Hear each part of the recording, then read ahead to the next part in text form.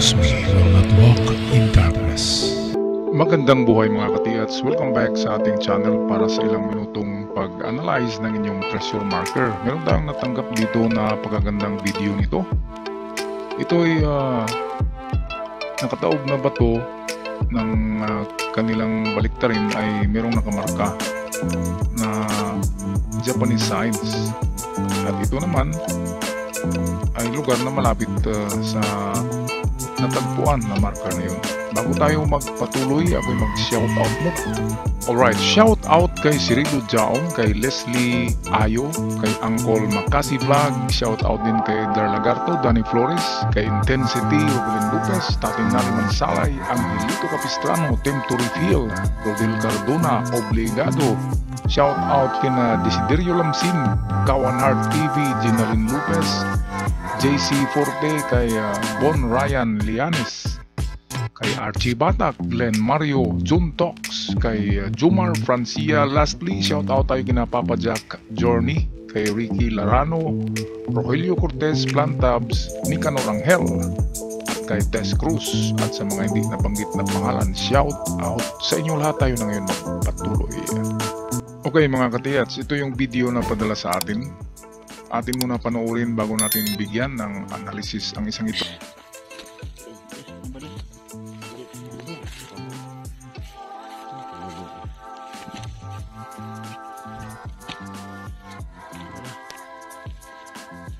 Hindi, kaya bago na siya. Daw ka na. Hindi. Ito siya yun eh. Araw mo po na bro. Araw ya po na. Duhay araw. Di rin ang isa na. Isukib na. Duhay araw na. Klaro na rin. Kita ka na. Araw. Alam nila tayo kayo mga nabuak. Ini pagkob na. Dito rin eh. Hindi, nanti niya ito bagay. Din eh.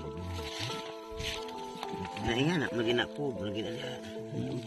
Ko, bagay na. Inga na, inga na, lagi na ko. Kob lang na.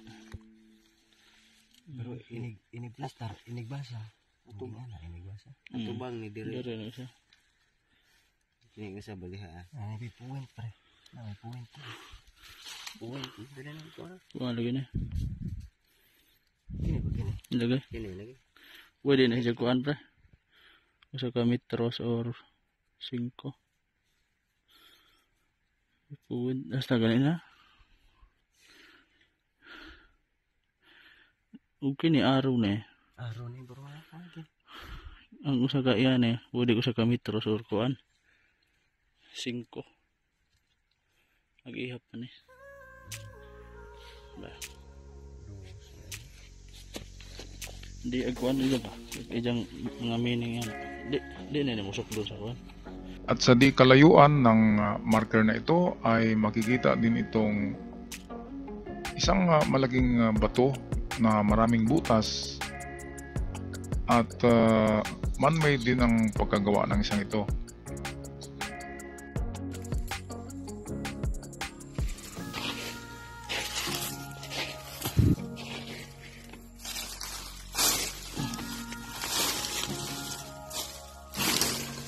Ito ang tubig.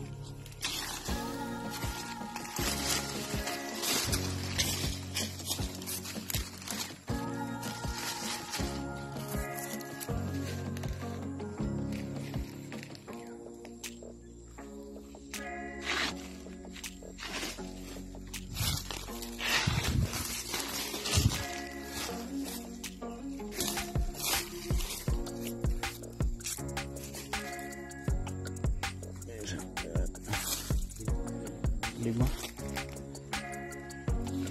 pada di mana ikaw isilan magkuhan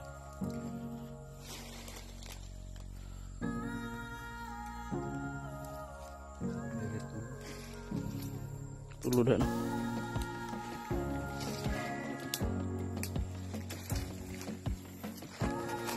ano siya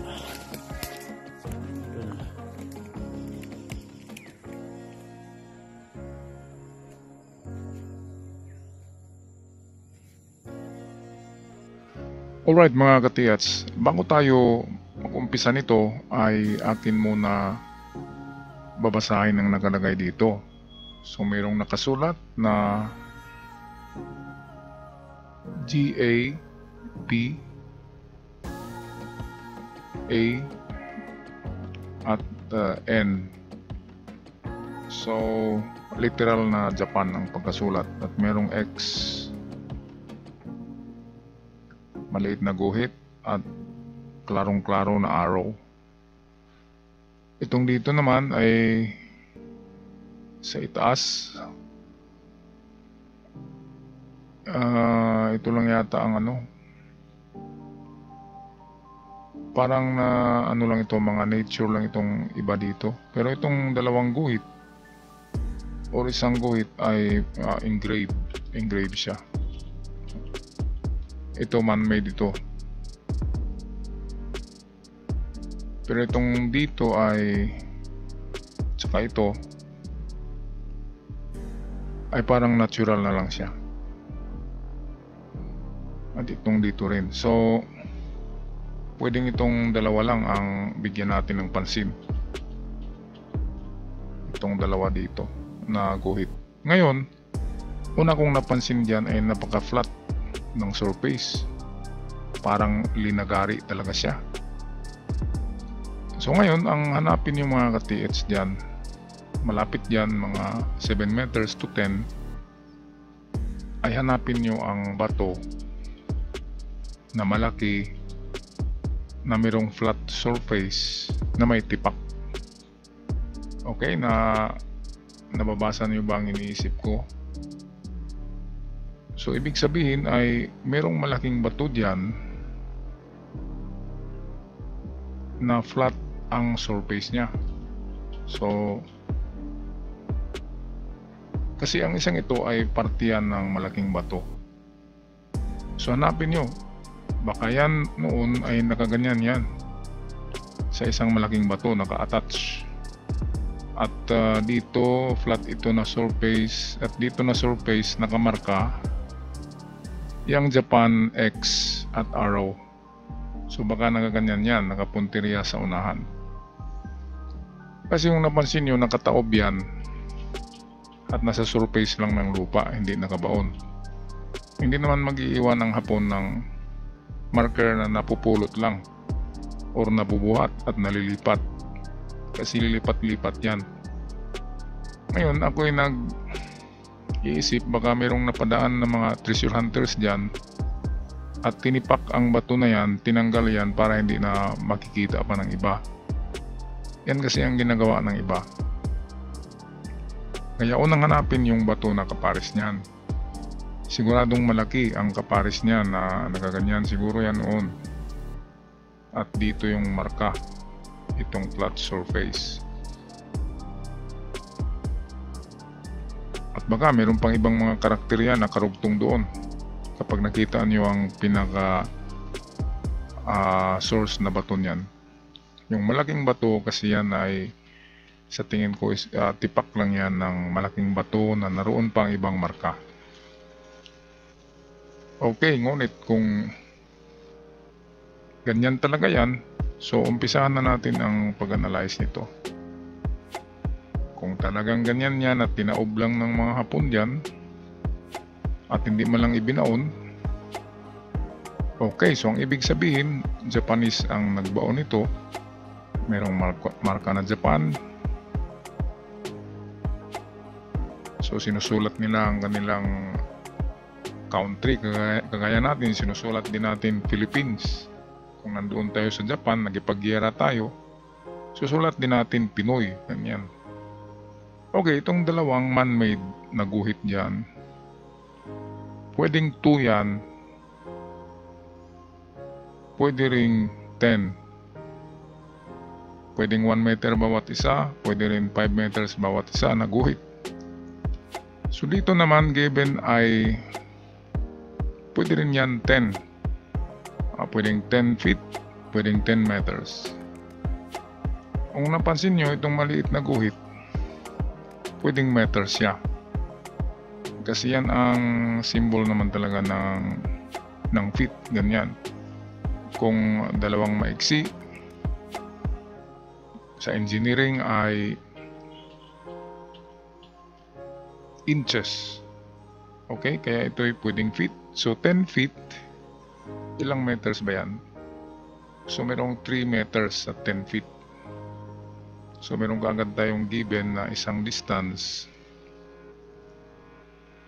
Sabihin natin 3.5 or 3.2 meters ang 10 feet. At pwede rin na 10 meters talaga ang ibig sabihin niya. Kasi mayroong arrow na nakaganyan, so ibig sabihin mayroong distansya. Ngayon, sabi ko na noon, kapag maiksi na arrow, ay pwedeng 4 lang ang distansya niyan. 4 or 4 to 5 inches. Make that meters. Ayan, so meron tayong itong 3 and 4, isang hukay lang yan. At ang 10 ay isa naman. So meron lamang tayong dalawang digging spot papunta sa lugar na ito. So una ay 3 to 4. Okay, 3 to 4 or 5, 3, 4, 5. So malaking hukay ang una kasi nandyan ang 3, 4, and 5 meters.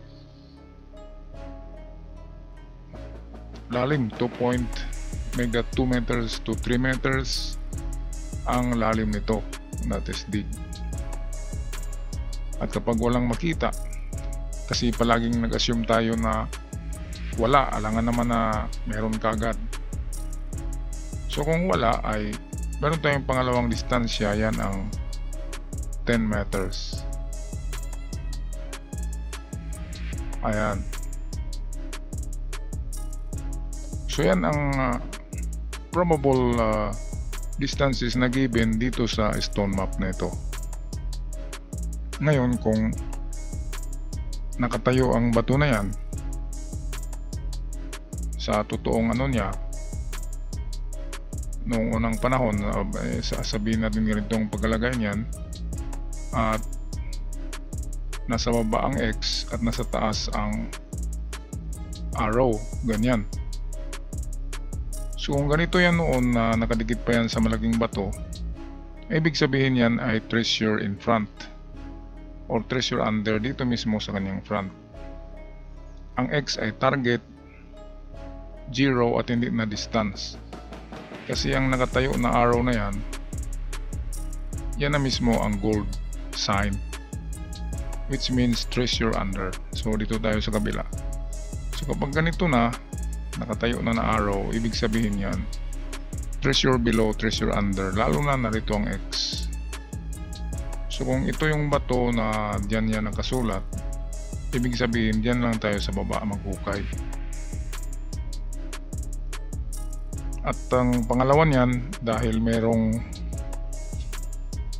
feet sign ang X, kung wala diyan sa mismong front niya sa baba, ay sabi natin kanina ang X ay pwedeng 10 feet. Kaya kung 10 feet ay pwede tayong mag-move on sa pangalawang hukay na sa 3 meters or 3.5 meters or 3 to 4 meters. Pangalawang hukay yan kapag wala sa kanyang under. Okay, pero karamihan yan, under talaga yan kapag nakatayo na itong maiksi na arrow. Pero sa mga nakakuha niyan, sa narinig ko nakakuha, 4 meters daw ang distance ng maiksi na arrow na yan. Kaya tayo dito nagbigay ng 3 to 4 meters in front sa kanya.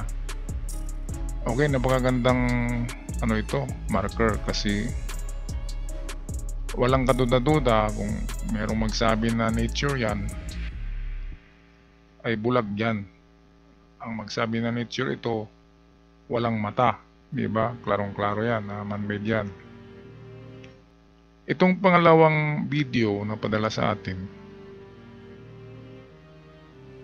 ito'y pointer or trail marker gumagamit siya ng tatlong naka-align na hole, maliliit. At pabalik-balik yan. Dito naman, sa baba niya ay mayroong tatlong nakaganyan. Kaya importante ang tatlong hole na yan. Ang tatlong hole na yan ay pwedeng 3 meters lamang, pwede ring 15. Kasi kung 1 meter ang bawat hole, 3 meters. Pero kung 5 meters ang bawat hole, meron tayong 15 meters distance. Okay, magkapareho lahat ang itinuro nitong ahas na ulo dito. Saka itong alignment ng tatlong butas, pero meron pa rin siyang 2 butas sa unahan at naka-align siya dito. Ngayon, itong marka dito ay dahil sa tagal ng panahon na sisira na yan. Para siyang ibon, sa tingin ko parang ibon siya. May pakpak siya, pwede rin siyang letter Y. So kung Y, yan ay tunnel. There is a tunnel, merong tunnel dyan sa harapan lang niya, entrance to tunnel. At kung yan ay ibon, ang ulo ng ibon ang nagtuturo ng direksyon, so pwedeng dito. At kung letter Y yan, ganun pa rin, dito pa rin ang turo ng Y. At itong dito, ito'y pwedeng distance or lalim. Kasi meron na ditong trail marker ito. Itong tatlo. Nagtuturo na siya ng direksyon. Kung mapansin natin, pareho ang anggulo niya sa ulo ng ahas. Itong angle ng tatlong ito, pati ito, papunta rito. Yan, kaya ang gawin nyo, mga ka-TH, sa 3 to 15 meters, papunta kayo dito sa south, sa kanyang harapan, southwest, kasi medyo naka southwest siya kunti, yan, nakaganyan. So 3 to 15 meters, isorbin nyo kung anong meron dyan. At kung wala kayong makita at saka kayo mag-test dig sa ganitong mga distansya, 3 and 15 meters. Okay, dito medyo maguluhan tayo dito kasi mga distorted na yung mga signs diyan. Yung ibang butas diyan ay natural yan. Yung mga nakahiliran na butas, yan ang pwedeng man-made. Pero yung random lang na butas doon, butas dito, yan na lang ay gawa na yan ng kalikasan. Okay, at meron pa palang mapa dito na sketch ni ka-TH. At tinignan ko, ito'y kung napakalagay nito na parang footmark, ay malayo ang item. Pero volume of treasures, sabi niyo 72 inches. So talagang malaki yan, 72 inches. At nakatatak ito sa flat na bato. Mayroong 2 hole. Sabi ko na kanina, ang hole ay karamihan ay nature ang mga hole. Kaya kung hindi siya hindi siya naka-align sa foot, ang kanyang mga direksyon ay pwedeng nature lang. Pero itong foot marker, automatic yan na nakaturo sa old, kung ano mang old tree yan. Okay, ito'y yata ito, tugas, old tree na tugas. So ang paghukay niyan ay dito sa harapan ng kahoy. Dumistansya lang kayo ng 3 meters to 5 sa harapan, at yan ang tinuturo nitong paa. Okay, pero ang pinakamaganda dito na jackpot ay itong coiled snake. Ang coiled snake ay mga giveaway yan, kaya pwedeng mababaw lang yan. So ito ang unahin nyo. Ang coiled snake means under. Kung saan nakatatak itong snake, yan ang butasin nyo. At kung matigas, dito kayo sa baba ng bato mag-drifting, going under kung saan narito itong coiled snake. Yan ang pinakamagandang sign ng ibig sabihin ay sintro ang snake. Kaya kung i-drawing natin yan ng naka-side view, kapag nagaganyan yan, okay, ito yung bato, ito yung under niya, so dito ang mukay sa under sa bato. Okay, so napakaganda ng mga signs nito, lalo na itong nauna, mga katiyats, super legit. Kaya gamitin nyo na lang ang inyong third eye, inyong gadget, at inyong puso sa paghanap at utak para sa analysis. Okay, ako yung magpaalam na. God bless you all at ingat kayong lahat.